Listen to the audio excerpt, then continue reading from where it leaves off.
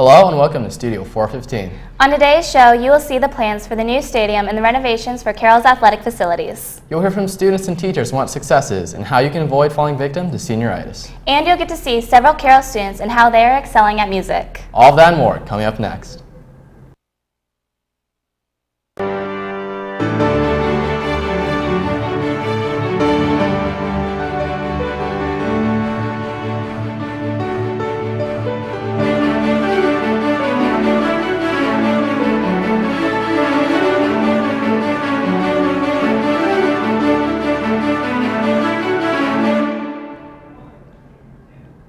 Welcome to Live Studio 415. I'm Cassie Boney. And I'm Susie Kokanine.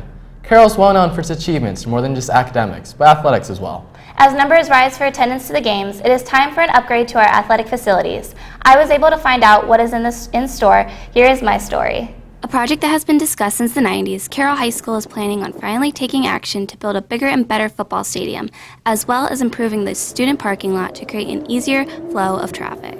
The stadium isn't just improving the field for football athletes, but band, track, soccer, and many more students and adults will benefit from this new stadium.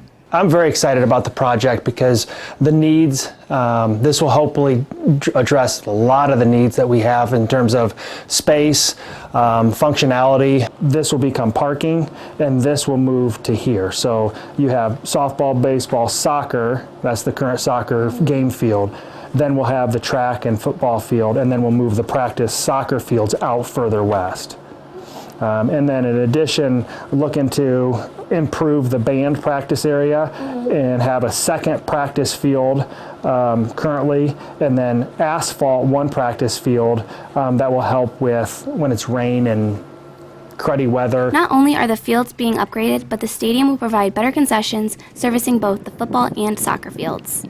The old field will be transformed into a parking location that will help with traffic both during games and the school day. Other additions will include locker rooms, bathrooms, a game day store, as well as improving seating for home fans, visiting fans, and the growing Neon Nation. And we're cognizant of that, so we're working with the designers to try to keep the Neon Nation in mind so that we create a space where they can still keep their group together, cheer the team on, have fun, and do those things that they're currently doing, but in a space that's a more accommodating for them without getting in the way of some of the adults who would prefer to have people sit down so that they could see the game better. With this being such a large project, obstacles are bound to occur. One known obstacle deals with the new location of the stadium. Being built on the current soccer practice fields, practices will have to be relocated to a new location. That hopefully we'll be able to stage it in a way that we can create those practice fields early enough where it'll give them some growth time that will allow us to then practice there while the other facilities being built. A major obstacle that has been an issue since the start is finding the perfect timing and the funds for the project. This is not something that the school board does not recognize needs to be done. It's a matter of doing it within the means that we have, living within the amount of money that we have available, making sure that our taxpayers are not overburdened. It will be anywhere between $20 to $24 million and will be paid by taxpayer money, hopefully keeping the overall tax rate the same or lower, with it all depending on the overall cost of the expansion. Due to the project being about 20 years in the making, many have been able to have a role in the project. And our architects have done a nice job of synthesizing through these things to make sure that we still have a coherent project that doesn't look piecemeal, but comes together and has a flow to it to make it look like it was all planned by one person, but it was really the ideas of many, many people. In May, legal steps will be taken as the community will gather together to hear about the project. Then the 1st of July, the final schedule will be completed and the athletic facility upgrades and the new stadium will be ready to begin. If the school board approves the plans, the district hopes that this field will be the home for a new football stadium. For Studio 415, I'm Cassie Boney. Open land, student passing periods, and cornfields all are everyday parts of our lives, but how might a foreigner react to these aspects? For 2 weeks this month, 76 Japanese exchange students experienced Fort Wayne and Garrett. Studio 415 reporter Olivia Haggard brings us more on their experiences in the exchange program. For the last 50 years, Yamate Gakuin High School has been sending its entire junior class to America and Canada. Since April 2017, Carroll has been receiving and hosting some of these students. Yamate Gakuin is located in Kanagawa Prefecture near Yokohama. Through an exchange program, they send their junior class to various schools around Canada and the United States. The students are separated by homerooms of about 40. Garrett and Carroll recently hosted 2 homerooms. When they arrived, they were greeted by a welcome speech by Principal Brandon Bidding. Afterwards, Yamate's principal and a student gave speeches thanking Carroll and Garrett. While in America, the students of Yamate Gakuin were able to experience many aspects of American life. They attended several events such as a Tin Caps game, a night at Crazy Pins, a tour of Fort Wayne including the Old Fort, the Botanic Garden, Coney Island, and DeBrands, and a cookout. But each student's visit tends to be very different from another because of having different host families. Then their host families just take them all over the place. So some of them get to go to Chicago, some of them get to go to Indianapolis, some of them just stay in Fort Wayne and enjoy what we have here. In addition to their many excursions, the students put together a Japanese culture night for the hosts and others. There, in Garrett High School's gym, they showed off several parts of Japanese culture, such as origami, calligraphy, kendama, and kimonos. After everyone was able to walk around, they put on a performance showcasing their various clubs like karate, kendo, choir, and dancing. But those involved don't just get a culture night out of this experience. I think it's really great for Carroll because it brings diversity into the community, and students get to talk to someone from, 6,000 miles away and just a totally different culture, and they may not be taking Japanese, but they can interact with someone from a different country and learn something new. It's also just a really good cultural experience. I'm hoping to gain knowledge of other cultures and places around the world, get out of my sphere a little bit is really good. I think what I have gained most from this experience is learning about our American culture melding with other cultures. The process for choosing host families is a tough and involved one. Japanese and English teacher Laura Semba was tasked with finding roughly 20 host families as the students stay in pairs. After a lot of paperwork, many announcements, and even home visits by Semba herself, there were enough hosts to give the students a great experience in America. But hosts are not required to know Japanese fluently or even any Japanese at all, resulting in several language barrier challenges. But the hosts assert that those challenges are good ones. Yeah, it forces you to slow down and listen to what somebody is about to say. And I've learned a couple new words in Japanese, and I'm sure they've learned a little bit more English, so it's just an interesting experience. Communicating with my students it's pretty fun because anything that I can't say in Japanese, they can generally say in English, or vice versa. But if we just hit a roadblock, we can make up our own sign language and work it out. There are many differences between Japan and America, making it a great place for the students of Yamate to live in a completely unique environment compared to their own. The students easily took note of these differences, finding some favorites among them. American people is very friendly, talk me very much. I like American food. America is wider than Japan. First, I like bed.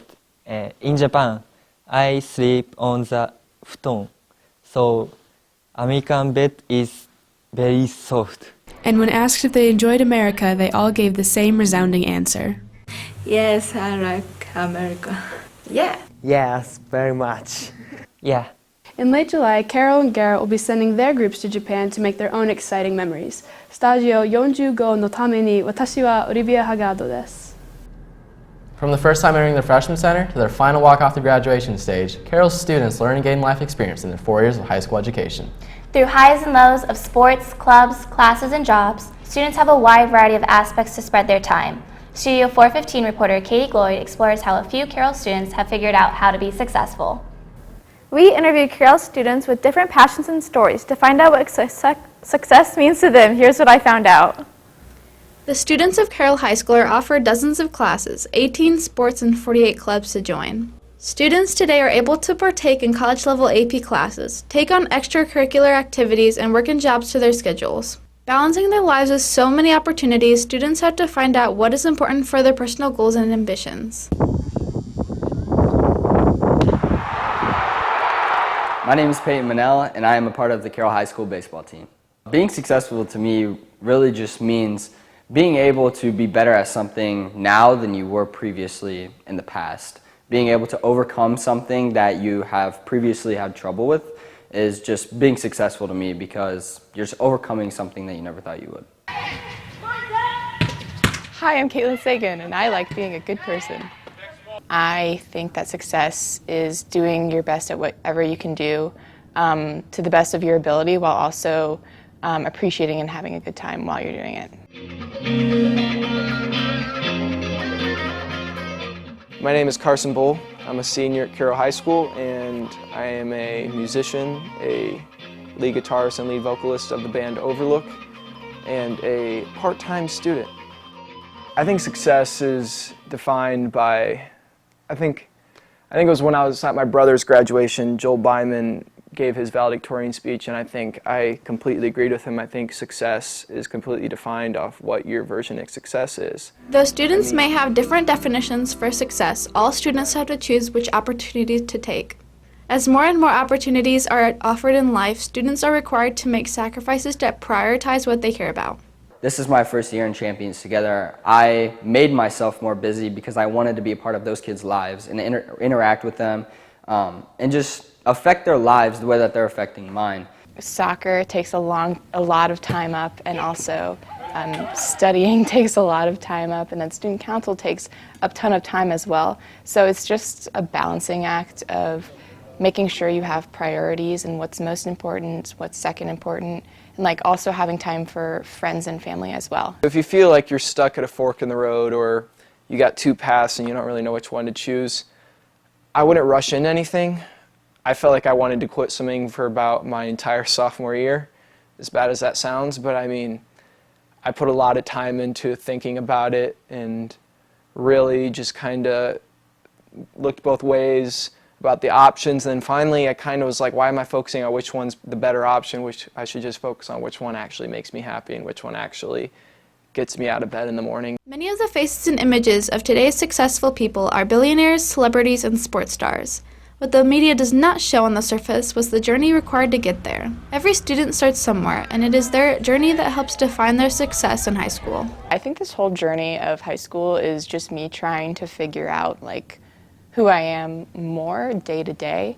Like I've discovered I really like learning, and I've discovered I really like soccer, and I've discovered I really like pushing myself and meeting new people and being inspired by what they do and their life stories. So basically family, academics, and athletics, it's kind of just a big circle. Being able to have all those circles point arrows in towards you is really overwhelming, but at the same time they all work together just to make you the better person that you are. As students who have gone through 4 years of football games, core classes, and whatever high school has taken them through, our seniors give advice on how to make the most of high school. For me, like even being a musician, my success isn't, in my opinion, isn't defined off my music. It's what kind of person I am at the end of the day. Like, am I a musician? I'm a brother, I'm a son, I'm a friend to other people. Like, that's the stuff that truly matters, like what kind of person I actually am. And that music falls under that, and that's what really just kind of, it's all like a blend of it, you know? Don't overcommit yourself too much.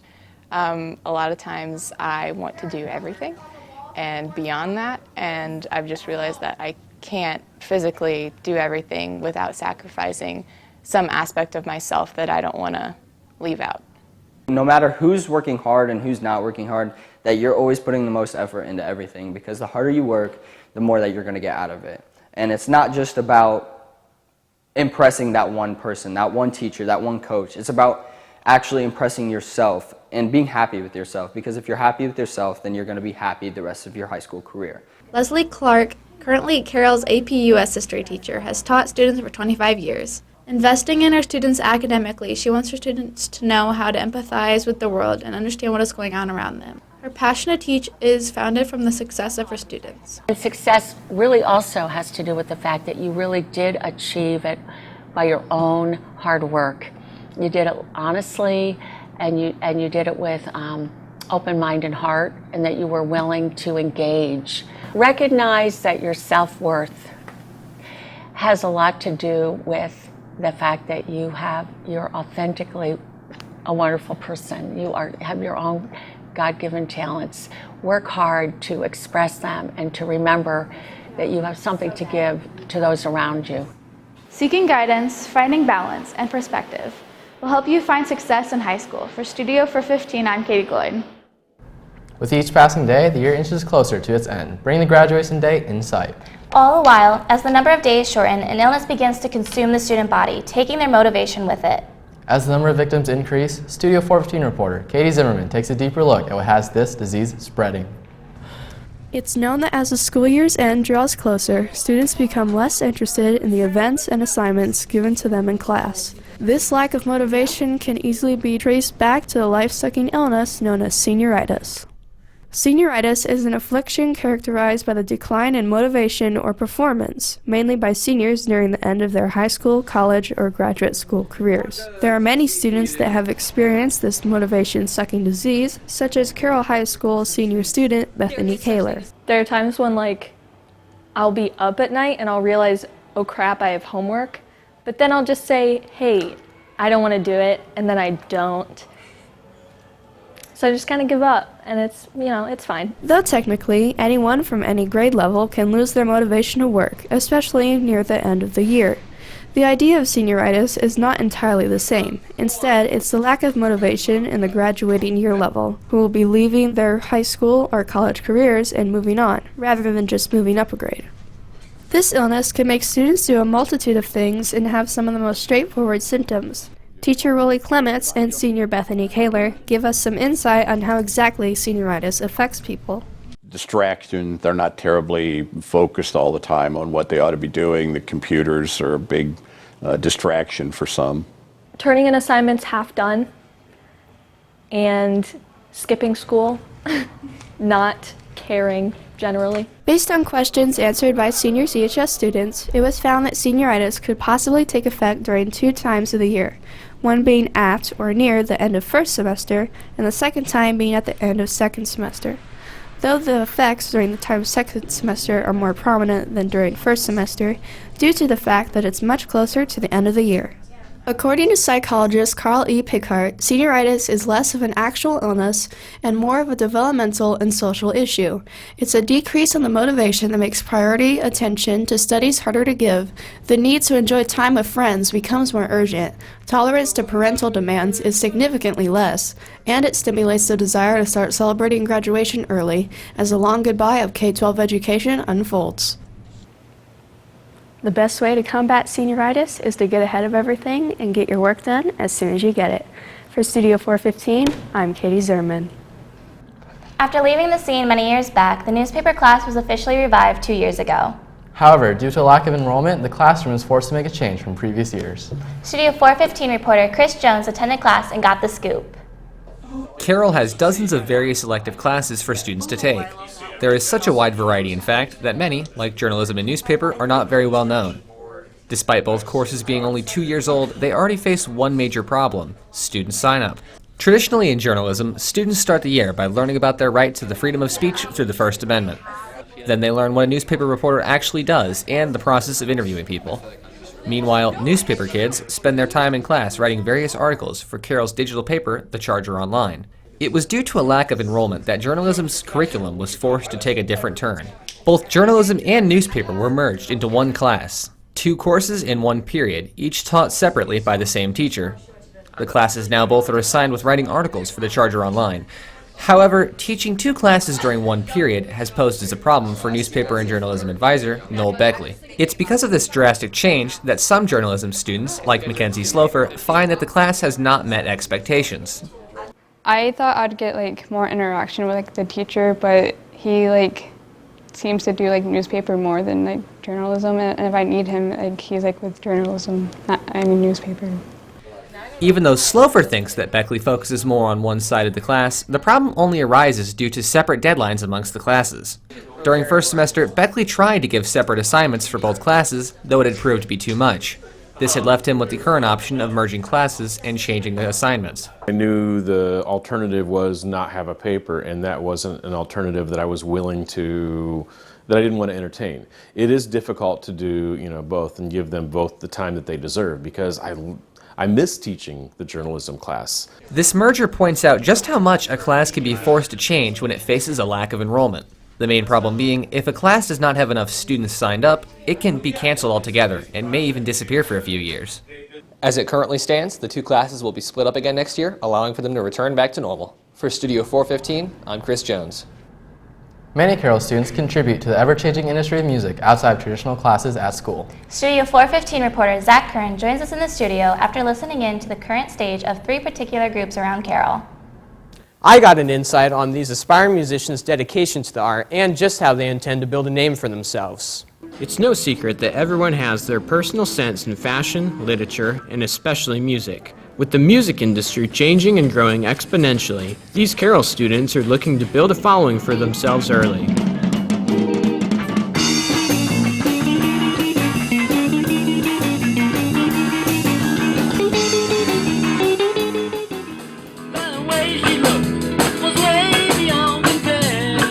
Formed roughly 2 years ago due to success and popularity gained from performing at the fashion shows, the band Off Time consists of junior students Maya De Gracias, Luke Stockel, ZZ Coconine, Sam Collins, and Zach Kern. Lead guitarist Luke Stockel explains the overall dynamic of the group. Off Time is a jazz combo, so we play a lot of jazz stuff. We also do rock covers and pop covers. We're available for hire. We're playing at the fashion show this spring, and we hope to get some grad parties. With each member having extensive knowledge and experience as jazz musicians, Off Time is able to perform a variety of genres including rock, funk, Latin, and jazz. The group promotes positivity as they believe strong bonds are essential to success.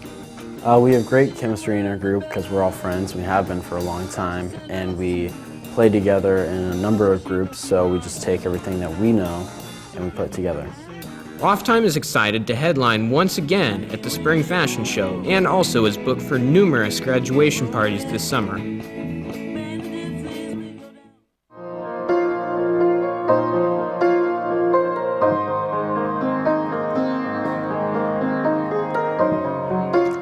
Unlike Off Time, these next Carroll students look to forward a career through a more independent way and on their own. So we put my hope in something new, praying that it won't fall through. Staying motivated from her desire of becoming a worship pastor, junior student Kaylee Drury both covers and writes original music. Gaining experience from involvement in her church worship group, she primarily uses her skills playing piano in hopes that her music will make an impact in the community.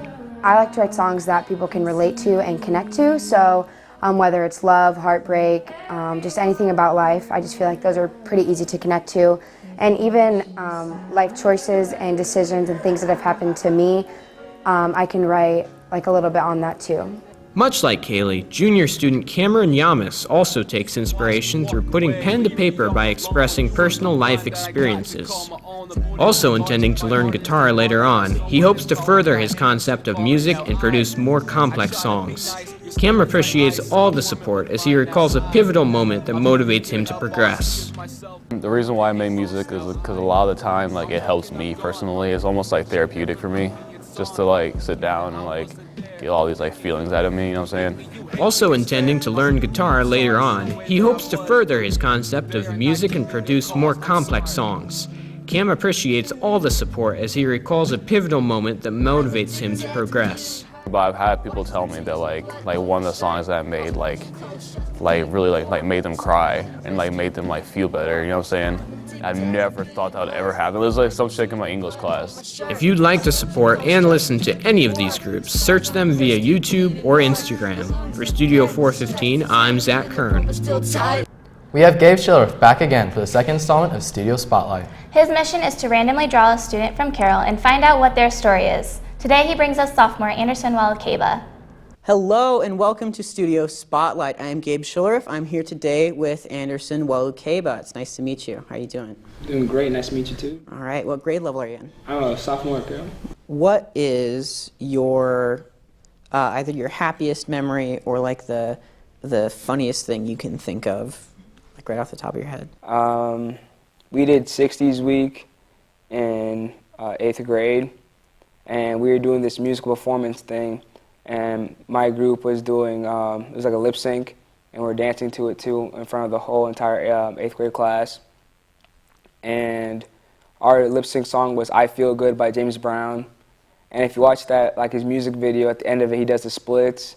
So what I did in the thing was like the first time ever. I jump up in the air and I do the splits in front of everybody. It sort of hurt, but like, you know, I had adrenaline pumping through me. What accomplishment are you most proud of and why?